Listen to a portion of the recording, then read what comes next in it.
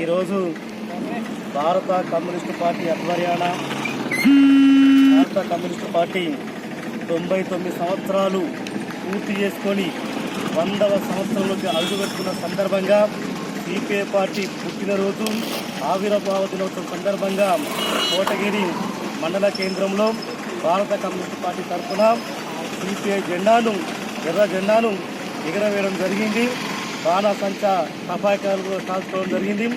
CPI party ఆనాడు భారతదేశం స్వాతంత్రం ఉద్యమంలో అలాగే దేశ సంపదన మొత్తం ప్రజానికానికి కార్మిక వర్గానికి రైతాంగానికి వర్తింప చేయాలని కార్మికుల కోసం చట్టాల కోసం అనేక ఉద్యమాలు చేసిన ఘన చరిత్ర సిపిఐ పార్టీ అని చెప్పేసి ఈ సందర్భంగా తెలియజేస్తూ దాంతోపాటు తెలంగాణలో రైతాంగ సాయుధ పోరాటాన్ని నిర్వహించి 10 లక్షల ఎకరాల భూమిలో పంచిన చరిత్ర ఎర్రజెండా పార్టీ ఉందని చెప్పేసి ఈ సందర్భంగా తెలియజేస్తూ ఉన్నాం.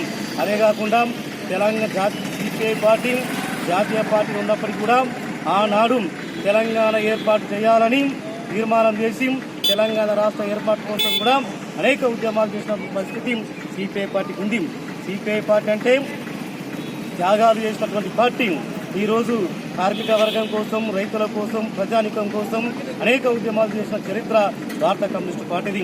ఈ సందర్భంగా 99 సంవత్సరం పూర్తి చేసుకొని 100వ సంవత్సరం అడుగుపెట్టిన సందర్భంగా సిపిఐ పార్టీ వారోత్సవాలు ఈ రోజు నుంచి సంవత్సరం పాటు ఘనంగా జరుపుకుంటామని చెప్పేసి ఈ సందర్భంగా తెలియజేస్తూ ఈ కార్యక్రమంలో పాల్గొన్న సిపిఐ పార్టీ శ్రేణులు తాపీ మేస్త్రులు కార్మిక వర్గం ఇతర రంగాల కార్మికులందరూ కూడా భారత కమ్యూనిస్టు పార్టీ బాన్సో నియోజకవర్గం తరఫున కోటగిరి మండల శాఖ తరఫున ప్రతి ఒక్కరికి ప్రజానికానికి పేరు పేరున విప్లవ ధన్యవాదాలు. కేంద్రంలో సిపిఐ పార్టీ ఆధ్వర్యంలో సిపిఐ పార్టీ 99 సంవత్సరాలు వెళ్ళిపోయి 100 సంవత్సరాల్లో అడుగుపెట్టిన సందర్భంగా పార్టీ జెండాని ఆవిష్కరించడం జరిగింది. దీనికి కార్మికులు కర్షకులు పేదలు అందరు హాజరు కావడం సంతోషకరం.